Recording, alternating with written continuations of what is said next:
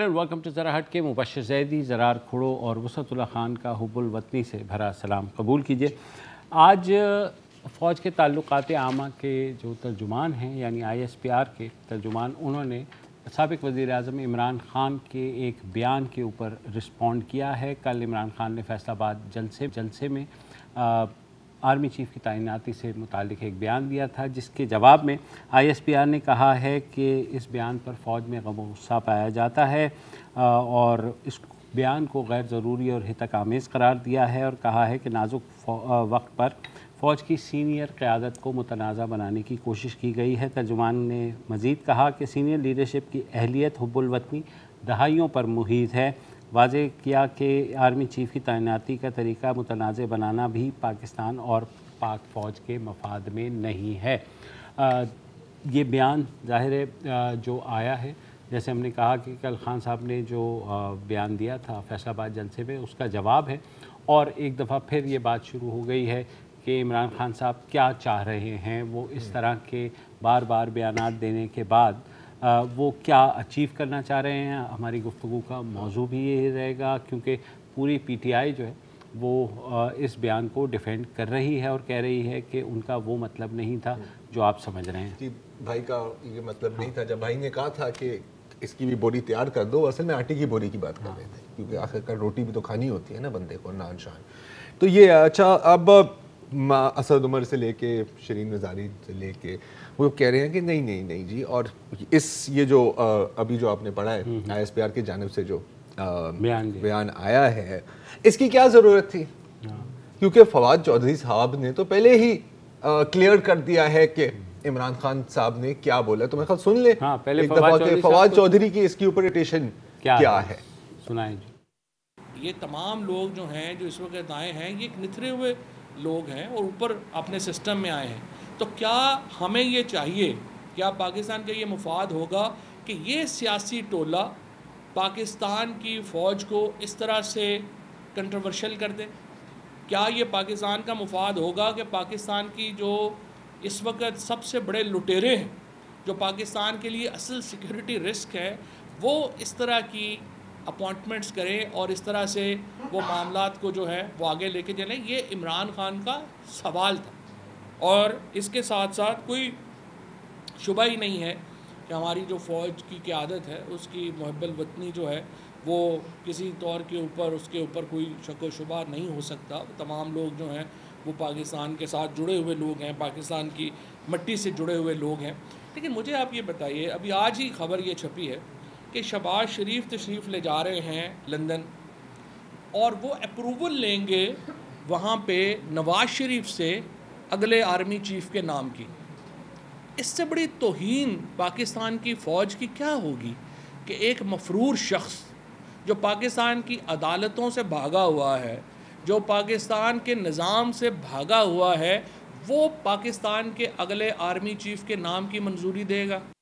जी जी, वो ये कह रहे हैं। मैं इसके बयान से इत्तफाक करता हूँ। अच्छा, लेकिन एक सवाल है मेरे ज़हन जी में कि ठीक है, ये जो टोला है, ये डाकू चोर जो मुसल्लत किए गए बिल्कुल, ये पाक फ़ौज के सरबराह का फ़ैसला करें, ये बर्दाश्त नहीं हो सकता। लेकिन फिर कौन तकर्रुर करे?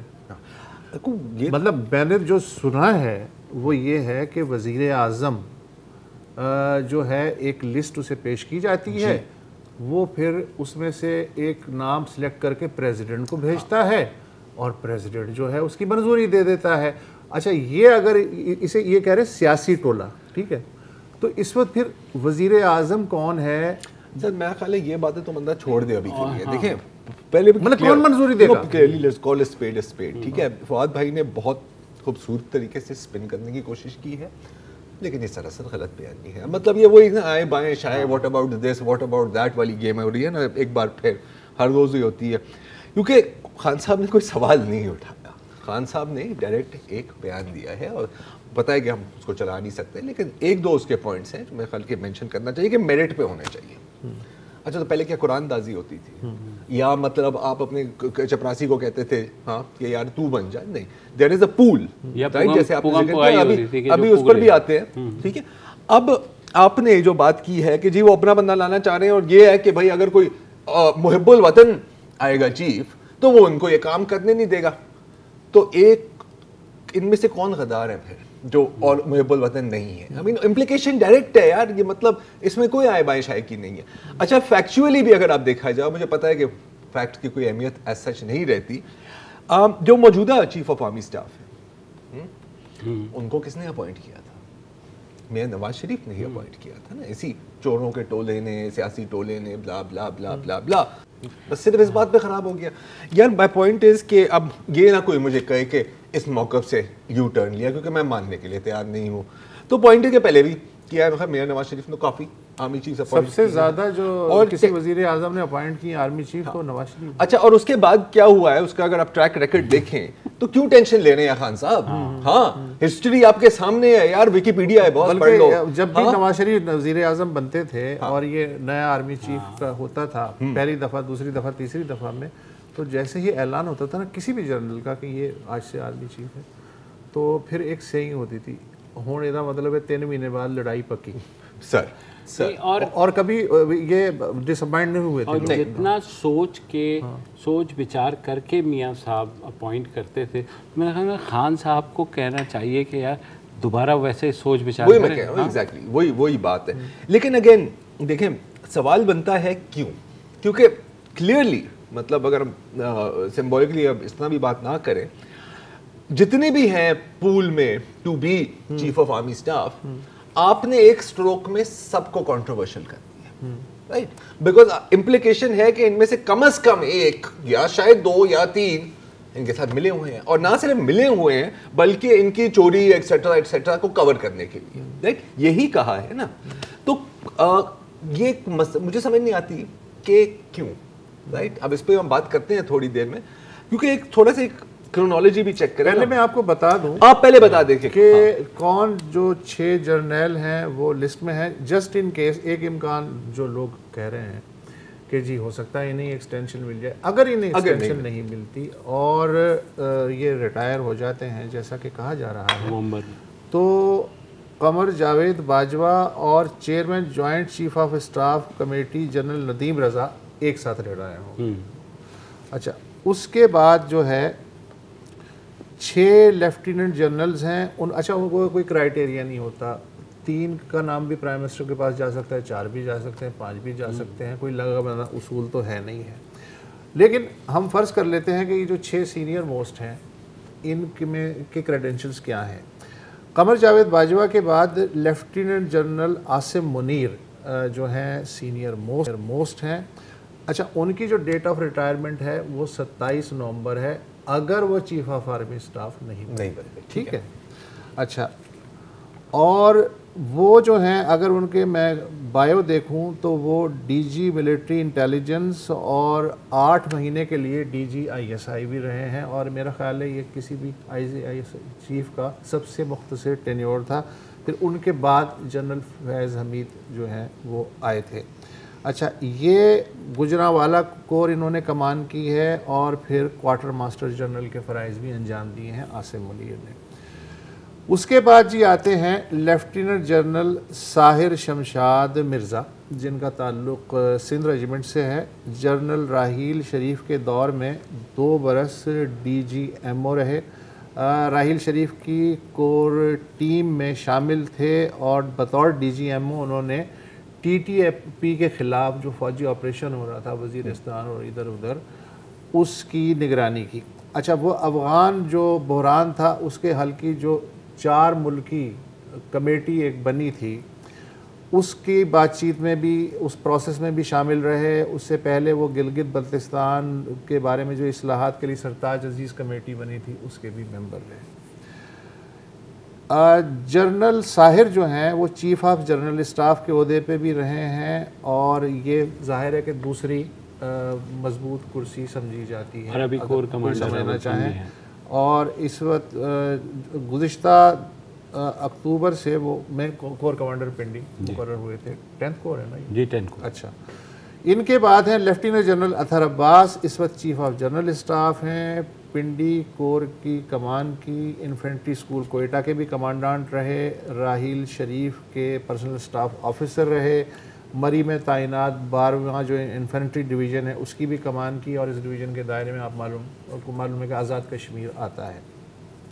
ان کے بعد آتے ہیں lieutenant general Nauman Mahmood, Baloch regiment سے ان کا تعلق ہے، اس وقت نیشنل ڈیفنس یونیورسٹی کے پریزیڈنٹ ہیں، command and staff college Quetta میں چیف انسٹرکٹر رہے، شمالی وزیرستان میں انفینٹری ڈویژن کی کمان کر چکے ہیں، وہ ISI میں DG انالیسز ونگ بھی رہے ہیں، پشاور کور کی کمان بھی کی ہے، اور پاک افغان سرحد پہ جو حفاظتی باڑ لگی تھی اس دوران وہ کور کمانڈر تھے۔ ان کے بعد آتے ہیں جی لیفٹیننٹ جنرل فیض حمید، نمبر 5 پہ۔ ان کا تعلق بھی جنرل نعمان محمود کی طرح بلوچ ریجمنٹ سے ہے۔ جب جنرل قمر جاوید باجوہ 10th کور کمان کر رہے تھے تو فیض حمید ان کے چیف آف اسٹاف تھے۔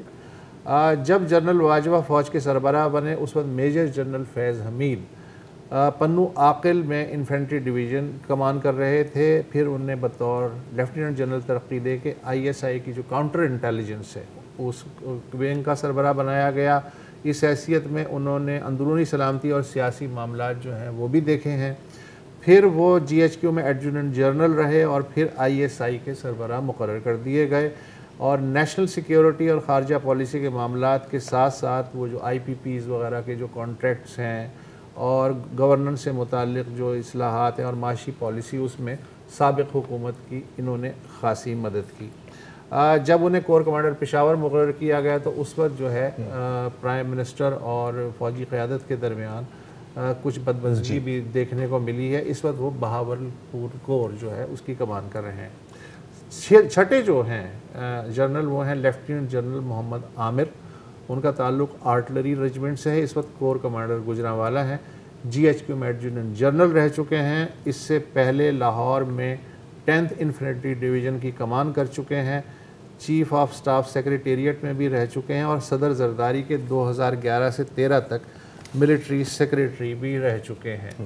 تو عام طور پہ پروسیس یہ ہوتا ہے کہ جب یہ دیتے ہیں تو وزیر اعظم اپنی کیبنٹ سے مشورہ کرتا ہے، پھر کسی ایک نام پہ اتفاق ہوتا ہے، اور ساتھ میں جو آؤٹ گوئنگ چیف ہے اس کا ان پٹ بھی لیا جاتا ہے، پھر اس کے بعد فائنل ڈیسیجن لے کے صدر کو سمری بھیجی جاتی ہے۔ اللہ خیر سے۔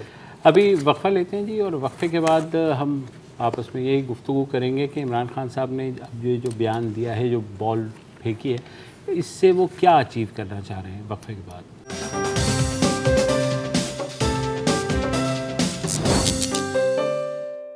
Welcome back. اور پاکستان میں جب سے ہم نے ہوش سنبھالا ہے، بلکہ اس سے پہلے سے بھی، ہمیشہ جو شخص حکومت سے باہر ہوتا ہے اس کے لہجے میں ایک تلخی بھی ہوتی ہے، اور وہ اسٹیبلشمنٹ کو مورد الزام بھی ٹھہراتا ہے۔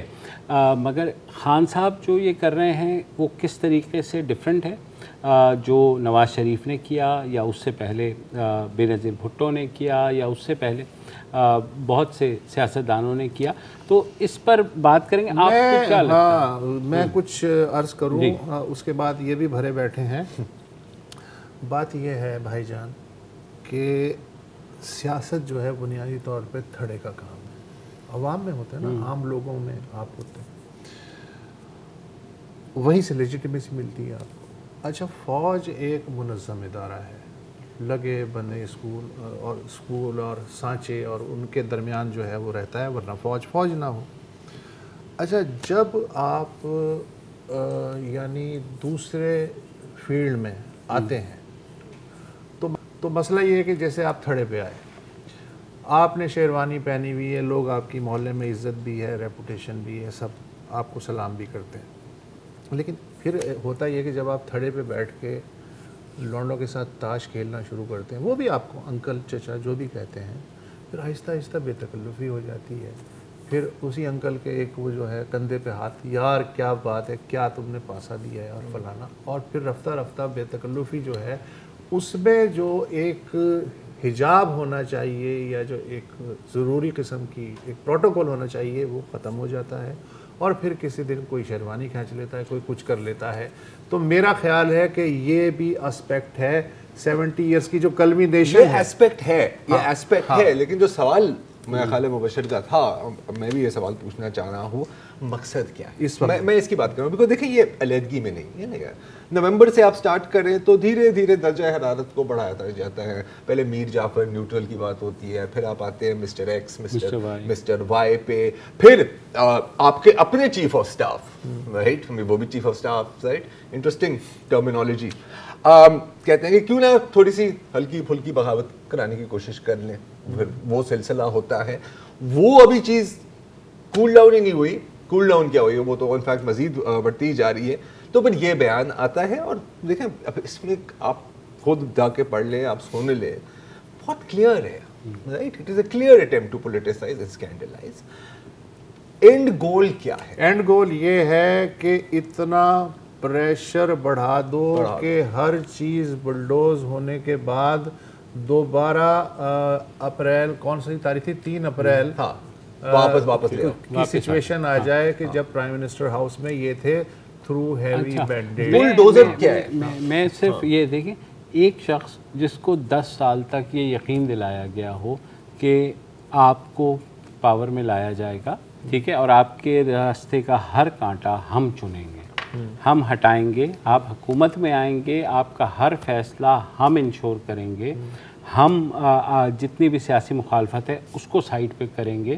تو کوئی بھی شخص, پھر ہوا یہ ایگزیکٹلی ایسا ہی ہوا. ہاں, تو ہوا یہ کہ انہوں نے کہا کہ یہ تو میرا رائٹ ہے, بالکل, میں تو ہوں اس قابل کہ یہ سب جو ہے میرے ساتھ اس طرح کریں.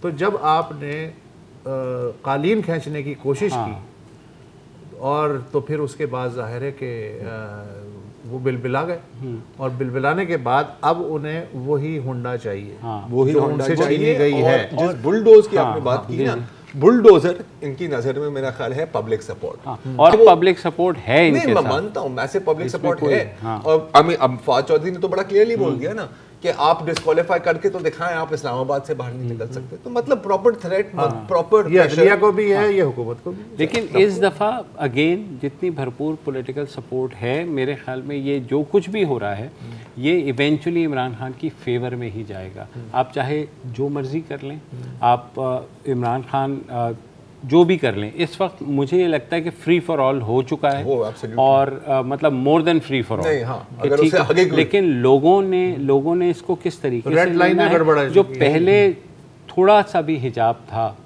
وہ ختم ہو چکا ہے. بالکل, وقفہ لیتے ہیں جی.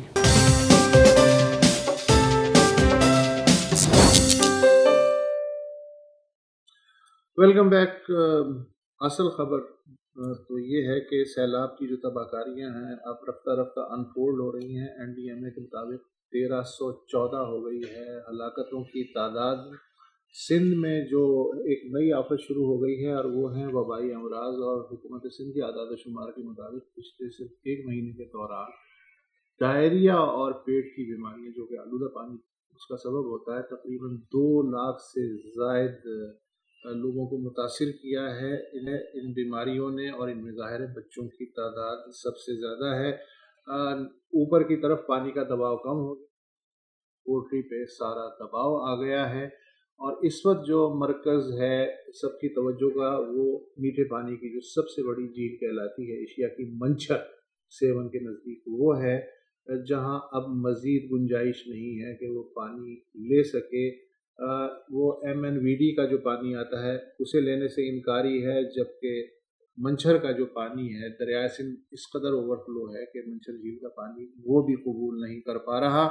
تو وہاں موقع پہ گئے تھے آج قربان علی خشک, ہمارے نمائندے. قربان صاحب, کیا سوال ہے, کتنے لوگ جو ہیں ڈسپلیس ہو رہے ہیں, کتنی تعلقے یا یونین کاؤنسلیں جو ہیں اس بحران کی وجہ سے سیلاب کی زد میں آ رہی ہیں؟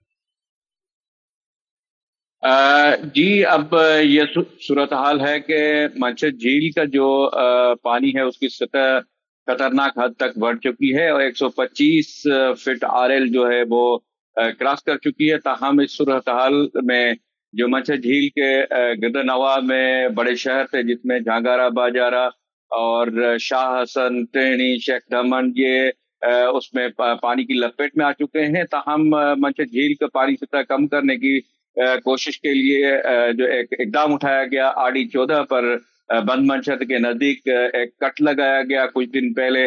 تو وہ پانی 5 یونین کاؤنسل ہیں تحصیل سیون کی، جس میں بوبک، آراضی، ڈل، پکا چنا، واہڑ اور یہ ہے جعفر آباد، یہ مکمل طرح اب زیرآب آ چکے ہیں. وزیر اعلیٰ سندھ سید مراد علی شاہ کے جو آبائی گاؤں ہیں واہڑ، وہ بھی ابھی پانی کی لپیٹ میں ہے. اور تاہم یہ صورتحال ہے کہ اس میں جو ہے ایئرپورٹ 7 شہباز ایئرپورٹ اور پارکو کی جو پمپنگ اسٹیشن ہے جس میں سارے ملک کو جو ہے سپلائی ہوتی ہے آئل، تو وہ بھی یہ زیرآب ہو چکے ہیں. اب تھوڑی دیر پہلے جو ہے یہاں پہ انٹس ہائی وے پہ بھی پانی آنا شروع ہو گیا ہے. یہ خبر یہ صورتحال ہے. درست ہے کہ جی 1 سے 1.5 لاکھ لوگ جو ہیں وہ فوری طور پہ وہ انہیں خطرہ ہے ڈسپلیس ہونے کا یا ہو رہے ہیں. یہ تو ٹھیک ہے کہ 5 یونین کاؤنسل ہے، ان کی جو آبادی ہے وہ 1.5 لاکھ ہے. تو وہ یہ مکمل طرح 5 یونین کاؤنسل زیرآب آ چکی ہیں. اب ڈسپلیسمنٹ کچھ لوگوں کی 50% تو ہو گئی ہے یہ، اور مزید نقل مکانی جاری ہے. اب جو ہے کچھ گھنٹے پہلے جو ہے 9 بجے تقریباً میں منچھر جھیل پہ ہی تھا، وہاں پہ فاطی پشتے پہ 2 کٹ مزید لگائے گئے ہیں RD 52 اور RD 50 پہ. تو پانی کا بہاؤ مزید ان علاقوں میں جو ہے بہاؤ کر دیا گیا ہے تاکہ منچھر جھیل کے جو ہے پانی کی سطح کم کر دی جائے. تو اس صورتحال میں پانی جو ہے اس کا بہاؤ مزید آنے سے یہ 100 کلومیٹر کا اور جو رقبہ ہے یہ سارا پھر دوبارہ ایک اور منچھر جھیل جو ہے بن جائے گی، کیونکہ دریا سندھ کی پانی کی سطح جو ہے 7 کے نزدیک اوپر ہے تاکہ وہ پانی نہیں جا رہا وہاں پہ. تو اس لیے پانی کو یہ کچھ دن یہاں پہ اس کو گھماتے پھراتے رہیں گے تاکہ. بہت شکریہ قربان علی صاحب اپڈیٹ کرنے. اچھا، اب ہمیں جوائن کر رہے ہیں معاذ تنویر صاحب. پہلے بھی ہم نے بات کی تھی کچھ ہفتوں پہلے جب یہ جا رہے تھے، ان کی ریلیف آپریشن شروع ہو رہی تھی ہینڈز پاکستان کے ساتھ تعلق کے. معاذ صاحب، آپ کے کچھ پکچرز بھی بھیجی ہیں، آپ کے ساتھ واٹس ایپ پہ بھی رابطہ رہا ہے. آپ گئے ہیں دادو اور سانگڑ سے، ابھی آپ ہمیں بتا سکتے ہیں کہ اس وقت وہاں پر کیا پوزیشن ہے؟ کافی بری صورتحال ہے. مطلب اگر آپ اس کو کمپیئر کریں کہ اگر آپ الیکٹرانک میڈیا میں کیا دیکھ سکتے ہیں، سوشل میڈیا پہ کیا دیکھ سکتے ہیں، آن گراؤنڈ جو ہے سچویشن بہت ورسٹ ہے. مطلب اگر میں ایک واقعہ سناؤں کہ ایک کالی موری کا علاقہ ہے جو بند ہے دادو کے اندر، ادھر زیادہ ڈسپلیس لوگ ادھر موجود ہیں. تو ادھر جب ہم پہنچے تو ادھر ہماری وین کو روک دیا گیا، لوکل پاپولیشن نے ڈنڈے اور چھریاں لے کے آ گئے تھے. وہ یہ سمجھ رہے تھے کہ ہم حکومت کی طرف سے آئے ہیں اور بریچ کرنا ہے، لیکن ہم نے بتایا کہ ہم نے فلاحی ادارے سے آئے ہیں، ہم کام کر رہے ہیں یا یہ کر رہے ہیں، تو پھر انہیں ظاہر ہے پھر ہمیں آنے دیا. اس طرح آپ سوچیں ادھر سے لوگ کشتیاں لے کے ادھر واپس گاؤں جا رہے ہیں اپنے. کیوں جا رہے ہیں؟ کہ وہ یہ کہہ رہے ہیں کہ ہمیں ڈر ہے کہ اس بریچ کی وجہ سے ہمارا یہ جو ابھی ہمیں جو تھوڑی بہت زندگی ملی ہے یہ بھی ختم ہو جائے گی، تو ہم اس سے بہتر ہے اپنے گھر واپس چھت وت پہ جا کے ادھر رہیں. تو یہ صورتحال آپ سوچ سکتے ہیں. اچھا معاذ، اب اگلے روز یہ JDC الخدمت اور ایدی فاؤنڈیشن کی جو رہنما ہے وہ بھی بات کر رہے تھے میڈیا پہ. تو ایک بات کی جا رہی تھی کہ شاید اس وقت 5 سے 10% کی بات کی جا رہی تھی کہ صرف 10% سیلاب زدگان تک ریلیف پہنچی ہے. اب ظاہر ہے کہ میں صرف اس علاقے کی بات کر رہا ہوں جہاں پر آپ اپنی آنکھوں سے دیکھ کر آئے ہیں. کیا یہ سچ ہے؟ بالکل سچ ہے، کیونکہ میں جب ادھر گیا تو مجھے اب ظاہر ہے اس علاقے میں دادو کے اندر کین شاہ آ جاتا ہے، جو ہی آ جاتا ہے. ادھر کشتیوں کی ضرورت ہے، ابھی ریسکیو کی ضرورت ہے. ادھر صرف مجھے ایدھی کی بوٹ نظر آئی اس ٹائم پہ، گورنمنٹ کی مشینری موجود نہیں تھی. یہ جمعے کی بات بتا رہا ہوں، تو 2 دن پہلے 3 دن پہلے کی بات ہے. تو اس وقت تک کوئی موجود نہیں تھا، صرف ایدھی کی ایک بوٹ تھی، وہ کچھ 5-6 افراد کو ایک ٹائم پہ ریسکیو کر کے آتی تھی. تو اس کے بعد ہی پھر ہماری بھی ظاہر ہینڈس کی ایکٹیویٹیز بھی ادھر اسٹارٹ ہو گئی تھی، تو ہم نے بھی بوٹ سے اسٹارٹ آلموسٹ 500 لوگوں کا ریسکیو کر چکے ہیں ادھر. لیکن آپ بالکل صحیح کہہ رہے ہیں کہ صرف 10 to 20% لوگوں تک امداد پہنچ چکی ہے. اب میں یہ سوچ رہا تھا کہ اپنے ٹیم سے بھی ڈسکس کیا کہ اتنے امدادی کیمپس اور اتنی سب چیزیں جو کراچی سے سرگرمیاں جاری ہیں، ان کا امداد جا کہاں رہی ہے. اچھا یہ بہت اچھا سوال ہے. ہاں دیکھیں نا کتنی مضحکہ خیز صورتحال ہے کہ جیسے آج حکومت نے اعلان کر دیا کہ جی امدادی رقم بڑھا کے 72 ارب روپے کر دی گئی. اب بھائی یا وہ جب پہنچ ہی نہیں رہے آپ 300 ارب کر دیں. بالکل. تو یہ جا کر رہی ہے. اچھا، یہ بہت ایک اچھا سوال ہے، کوئی جواب ہے؟ جی میرا تو یہ خیال ہے، دیکھیں ایک تو لیک آف کوآرڈینیشن ہے between relief organisation, between the government اور relief organisation, between PDMA NDMA، بہت لیک آف کوآرڈینیشن ہے. جب تک آپ کو پتہ نہیں ہوگا کہ آپ نے فرض کریں ہینڈز نے ایک फलाना बेनिफिशरी तक पहुंच गया है, अगर उधर JDC, खिदमत और ईदी भी वो इसी बेनिफिशरी को फ़ायदा पहुंचा रहे हैं, तो आपका स्केल किस तरह बढ़ सकता है, आपको पता ही नहीं चलेगा कि आपने कितने लोगों को पहुंचाया फ़ायदा। और क्योंकि कश्तियाँ नहीं हैं तो जाहिर है आप जो सड़कों पे लोग हैं वहीं तक जा पा रहे हैं। बिल्कुल एग्जैक्टली।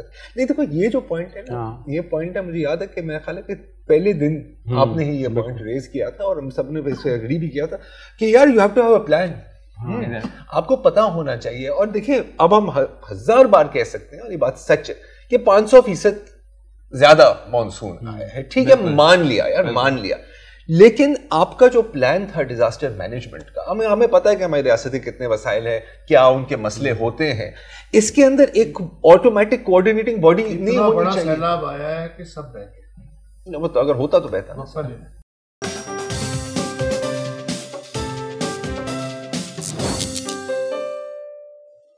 Welcome back. माज, अब यही बात हो रही थी, इमदाद पहुंच नहीं रही, कोई कोऑर्डिनेशन नहीं है, मतलब रिलीफ ऑर्गेनाइजेशन के बीच में क्या, NDMA और PDMA के बीच में कोऑर्डिनेशन है, जो लिटरली उनका जॉब है। ये कितना मुश्किल काम है। मतलब इस खित्ते में, अमेरिका की बात नहीं करते, स्विट्जरलैंड की बात नहीं करते, इस खित्ते में कोई आप हमें ऐसे एग्जांपल्स दे सकते हैं कि इस तरह की कोऑर्डिनेशन हुई है, कामयाब हुई है? इस तरह के चैलेंज कैसे जी, इंडिया और बांग्लादेश दोनों में ऐसी बहुत मिसालें कायम की गई हैं जहां उनकी जो डिज़ास्टर मैनेजमेंट अथॉरिटीज़ हैं उन्होंने इतना अच्छा फंक्शन किया है कि डिज़ास्टर जो प्रेडिक्टेड थे, जैसे साइक्लोन, बांग्लादेश की बड़ी मिसाल है कि एक साइक्लोन आ रहा था जिसमें उन्होंने पूरा शहर एवैक्यूएट करके लोगों को एक महफूज मकामात तक पहुंचाया। तो शहर, अगर बांग्लादेश के किसी शहर की बात कर रहे हैं तो लाखों करोड़ों लोगों की बात कर रहे हैं आप, तो वो एवैक्यूएट करके सेफ्टी से, जहां उनकी साइक्लोन में प्रेडिक्टेड डेथ्स जो हज़ारों में थी, वो चंद 10-15 लोग बेचारे जो है जो फौत हो गए। तो ये मिसालें उधर बहुत मौजूद हैं। क्लाइमेट चेंज की अगर बात की जाए तो बांग्लादेश में बहुत केस स्टडीज़ हैं ऐसी कि उन्होंने डिजास्टर्स को किस तरह डील किया और क्लाइमेट अडेप्टेशन में किस तरह काम कर रहे हैं। नहीं, मुझे याद है 70 में जो सैलाब आया था उसमें 1.5 लाख कैजुअल्टीज हुई थी, लेकिन अब जब आती हैं उसी शिद्दत के साइक्लोन, तो जो कैजुअल्टीज हैं वो सैकड़ों में होती हैं, वो लाखों या हजारों में नहीं होती। अब आप सिंध की तो हमने बात कर ली, आप बलूचिस्तान से भी होके आए थे, अब वहाँ पर सिचुएशन, मतलब पानी तो निकल गया है, तो वहाँ पर क्या पोजीशन चल? बलूचिस्तान में ज़ाहिर है आपने जैसे बोला कि पानी ज़्यादातर तो निकल चुका है, लेकिन अब बलूचिस्तान का इशू वही है कि कम्युनिकेशन जो मीन्स है, उनके रोड नेटवर्क वो अभी बिल्कुल तबाह हैं। तो उन तक बहुत से ऐसे गाँव और शहर हैं जहाँ तक इमदाद पहुँचाना बहुत मुश्किल हो रहा है। लेकिन काफ़ी ऑर्गेनाइजेशंस हैं जिसमें लोकल ऑर्गेनाइजेशंस भी हैं, हैंड्स भी शामिल है, और भी बहुत सारे इदारे हैं जो पाकिस्तान में काम कर रहे हैं, वो पहुँच तो रहे हैं और आहिस्ता आहिस्ता रिलीफ पहुँचा रहे हैं, लेकिन उनका फेज़ रिहेबिलिटेशन की तरफ जा रहा है, जिसमें उनकी इंफ्रास्ट्रक्चर की रिकन्स्ट्रक्शन आ जाएगी, शेल्टर रिकन्स्ट्रक्शन आ जाएगी, उनको लाइवलीहुड और उनके एग्रीकल्चर जो सारा तबाह हो गया उनको वापस रिज्यूविनेट करना होगा, ज़ाहिर है उनको सीड्स प्रोवाइड करने होंगे, उनको हाई यील्डिंग सीड्स प्रोवाइड करने होंगे, और उनको क्लाइमेट अडेप्टेशन सिखानी पड़ेगी कि ऐसी क्रॉप्स उगाई जाएं जो इस तरह के आफात बर्दाश्त कर सकें। इस पे बात करनी पड़ेगी। अच्छा, क्लाइमेट अडेप्टेशन, अब ये जुमले हम सुनते रहते हैं ना, मिटिगेशन, अडेप्टेशन, रेजिलियंस, दहाइयों से सुन रहे हैं।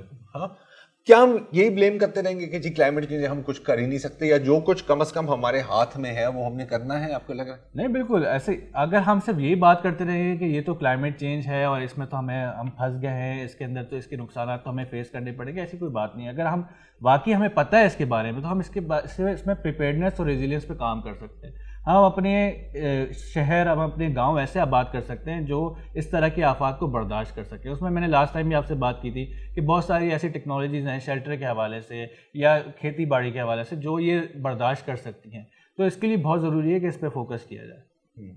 उसके लिए ज़ाहिर है हुकूमत को, आवाम को कुछ ना कुछ देना पड़ेगा और रिहेबिलिटेट करना पड़ेगा, अपना जो फ्रेम ऑफ माइंड है वो तब्दील करना होगा। और देखिए, ये जो आपने जो आगाज में बात की ना कि लोग छुरी और डंडे लेके आ गए थे, तो देखें, एक तो पहला शौक होता है ना, अब मुझे लग रहा है कि वो शौक गुस्से में तब्दील होते जाता है।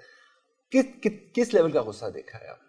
शदीद गुस्सा, मतलब इस हद तक कि वो अगर उनको कोई उस वक्त हुकूमत का बंदा नज़र आता तो उसको मार देते या उसी पानी में डुबा देते जाके, क्योंकि उनको उम्मीदें थी लोगों से, उनको अपने हुकूमती सियासतदानों से हुकूमती बंदे को देख के उनके ज़हन में ये ख्याल क्यों नहीं आता कि कुछ लाया होगा हमारे लिए? हाँ बिल्कुल, ये नहीं आ रहा। उनके ख्याल में ये आ रहा है कि ये जो है अभी जो ब्रीच करेगा और ब्रीच करके इनके जहाँ ये लोग बैठे हैं वहाँ भी पानी आ जाएगा, उनको ये खौफ आ गया।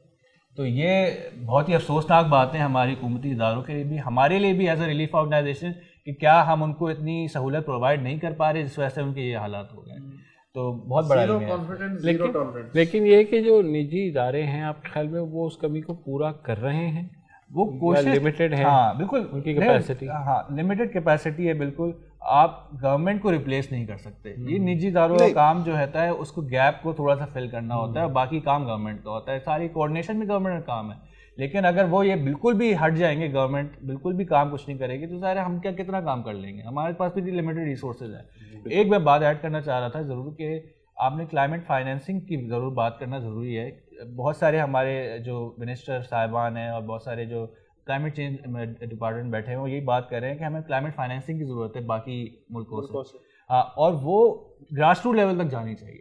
یہ نہیں ہو کہ اوپر سے بیٹھ کے فیصلہ کیا جائے کہ اس بورڈ کے لیے ان کے لیے یہ صحیح ہے یا ان کے لیے صحیح. ان کی پارٹیسپیشن, ان کی ضمانت بہت ضروری ہے, جس کے لیے لوکل, جس کے لیے یہی پرابلم ہے. جناب آج کے لیے اتنا ہی جی, کل دوبارہ ہوں گے. خدا حافظ.